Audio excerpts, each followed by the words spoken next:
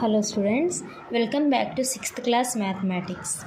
ఈరోజు 6th class మ్యాథ్స్లో chapter number 1 knowing our నంబర్స్లో ఎక్సర్సైజ్ 1.5లో 5th ప్రాబ్లం చూద్దాం. మనం 5th ప్రాబ్లం ఇక్కడ క్వశ్చన్ ఏమి ఇచ్చాడంటే, a helicopter covers 600 kilometers in 1 hour. How much distance will it cover in 4 hours? Express your answer in meters. ఇక్కడ మనకి ఒక హెలికాప్టర్ అనేది 1 అవర్లో 600 kilometers కవర్ చేస్తుందని ఇచ్చాడు. సో మనల్ని ఏమైనా ఫైండ్ అవుట్ చేయమంటున్నాడు, 4 అవర్స్లో ఇది ఎంత డిస్టెన్స్ కవర్ చేస్తుందో మనల్ని ఫైండ్ అవుట్ చేయమంటున్నాడు. 1 అవర్లో 600 kilometers, అదే 4 అవర్స్లో మనకి ఎన్ని అవర్స్ కవర్ చేస్తుంది మనం ఫైండ్ అవుట్ చేయమంటుంది. సో ఇప్పుడు మనం ఫస్ట్ 1 అవర్లో ఎంత డిస్టెన్స్ కవర్ చేస్తుందో మనం చెక్ రాద్దాం. Distance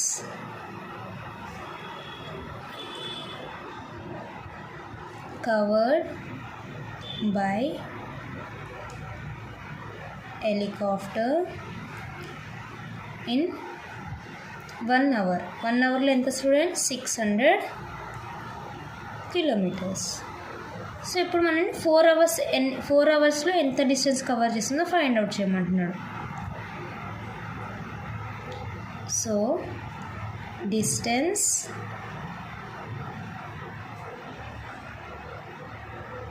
covered in 4 hours. 4 hours మనకి ఎంత డిస్టెన్స్ కవర్ చేస్తుంది, ఎలా చేయాలి?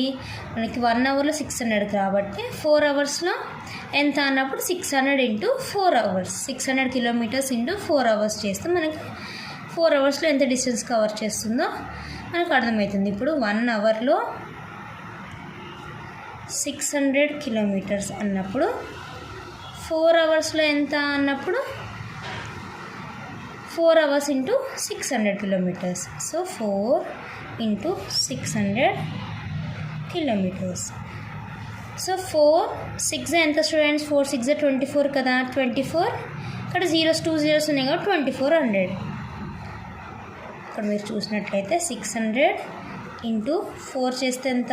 6 4s 24 0. So 2400 kilometers. Therefore distance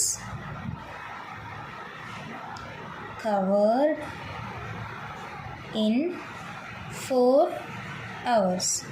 4 hours is equal to 2400 kilometers. So ఇక్కడితో మనం ఆన్సర్ అయిపోయింది అనుకోద్ది. ఇక్కడ నెక్స్ట్ ఇంకో క్వశ్చన్ ఇచ్చాడు students, express your answer in meters. మనకి ఆన్సర్ అనేది కిలోమీటర్స్లో వచ్చింది, సో మనల్ని మీటర్స్లోకి ఎక్స్ప్రెస్ చేయమంటున్నాడు. సో ఇక్కడ 1 kilometer ఎంత స్టూడెంట్స్? ఎన్ని మీటర్స్? 1000 meters కదా. సో మనకు 2400 kilometers వచ్చింది కదా. 2400 kilometers is equal to 2400 into 1000. అంతేగా స్టూడెంట్స్, 1 kilometer 1000 meters అయితే 2400 kilometers ఎంత అంటే 2400 into 1000 చేయాలి.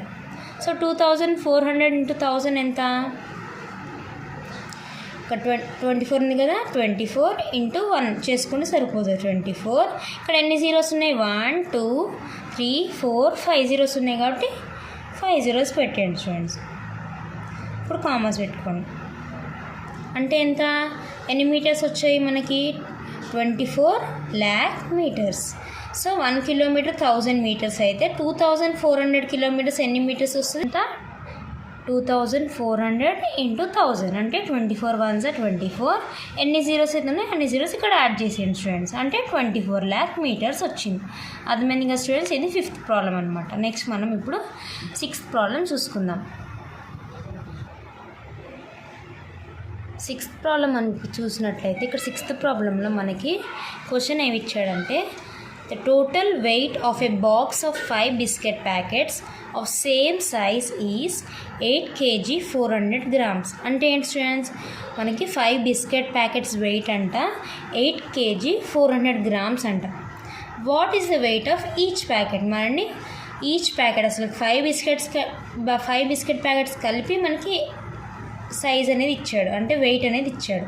కానీ మనం ఏం ఫైండ్ అవుట్ చేయమంటున్నాడు అంటే వెయిట్ ఆఫ్ ఈచ్ ప్యాకెట్, అసలు వెయిట్ 1 బిస్కెట్ ప్యాకెట్ వెయిట్ ఎంత మనని ఫైండ్ అవుట్ చేయమంటున్నాడు. సో మనం స్టార్ట్ చేద్దాం ప్రాబ్లం. ఫస్ట్ మనకి ఏమి ఇచ్చాడు, వెయిట్ ఆఫ్ 5 బిస్కెట్ ప్యాకెట్స్ ఇచ్చాడు కదా, సో అదే రాసుకుందాం. Weight of 5 biscuit packets. 5 biscuit packets ఎంత ఇచ్చారు స్టూడెంట్స్? Wait 8 kg 400 grams. మీరు ఇక్కడ ఒకటి గమనించండి స్టూడెంట్స్, ఇక్కడ మనకి ఎప్పుడైతే మనకి 2 డిఫరెంట్ వెయిట్స్ ఇచ్చాడంట, ఒకటి కేజీలో ఒకటి గ్రామ్స్లో, ఒకటి కిలోగ్రామ్స్లో గ్రామ్స్లో ఇచ్చినప్పుడు మీరు ఏం చేయండి అంటే రెండుటిని స్మాల్ యూనిట్ ఏదైతే ఉంది, ఇప్పుడు దీంట్లో కేజీ గ్రామ్స్లో ఏది స్మాల్ యూనిట్ గ్రామ్స్ కదా, సో ఈ కేజీని కూడా గ్రామ్స్లో కన్వర్ట్ చేసేయండి. అప్పుడు మీకు ఈజీగా ఫైండ్ అవుట్ చేయడం ఈజీ అవుతుంది. సో 8 kg 400 grams అంటే 1 kg 1000 grams కదా. సో ఇప్పుడు 8 kg ఉంది కాబట్టి 8 × 1000, ఇది ఆల్రెడీ గ్రామ్స్లో ఉంది కదా, సో దీన్ని యాడ్ చేసేయండి. అంటే ఎంత? 8000 + 400 అంటే ఎంత స్టూడెంట్స్? 8400 grams. అంటే ఏంటి?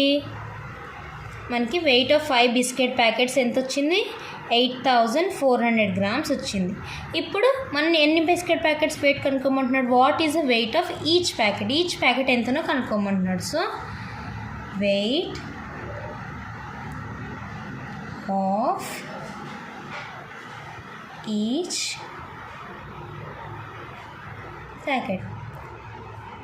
ఇప్పుడు మనము 5 బిస్కెట్ ప్యాకెట్స్ 8400 grams వచ్చింది కాబట్టి ఈచ్ ప్యాకెట్ ఎంత అంటే 1 ప్యాకెట్ ఎంత మనం ఫైండ్ అవుట్ చేయమంటున్నాడు.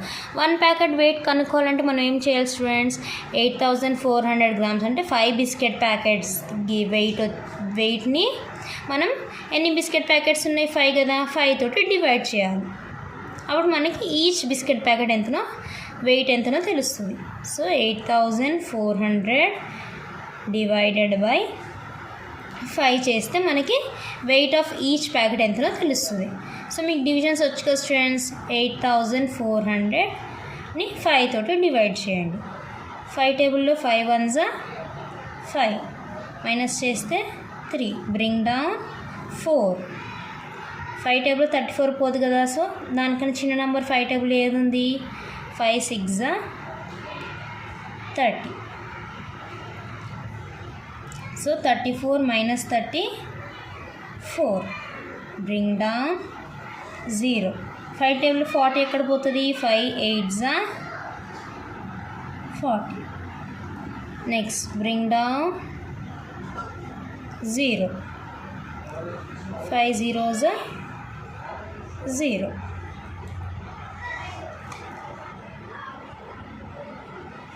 అంటే ఎంత వచ్చింది ఇప్పుడు మనకి?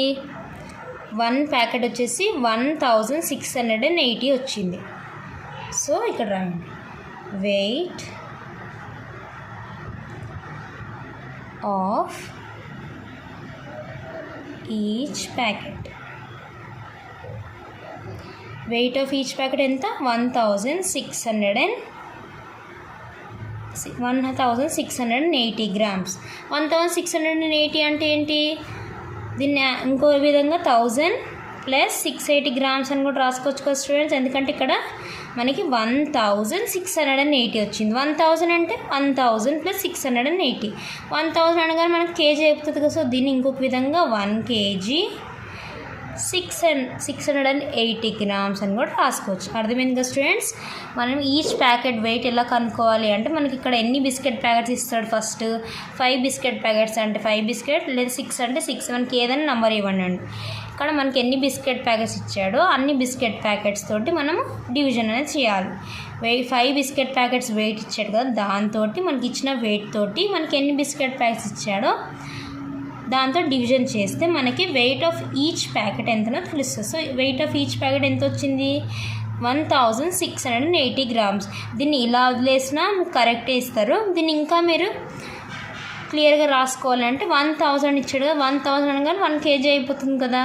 1 kg లెఫ్ట్ ఓవర్ది 680 గ్రామ్స్ అని రాసేయండి. Therefore weight of each packet ఏమవుతుంది, therefore weight of each packet is equals to 1 kg 680 grams. అర్థమైంది కదా స్టూడెంట్స్. సో ఇది 6th ప్రాబ్లం అనమాట. మీకు 6th ప్రాబ్లం క్లియర్గా అర్థమైందని నేను అనుకుంటున్నాను. నెక్స్ట్ మనం ఇప్పుడు 7th ప్రాబ్లం ఇంకా 8th ప్రాబ్లం మనం చేసుకుందాం.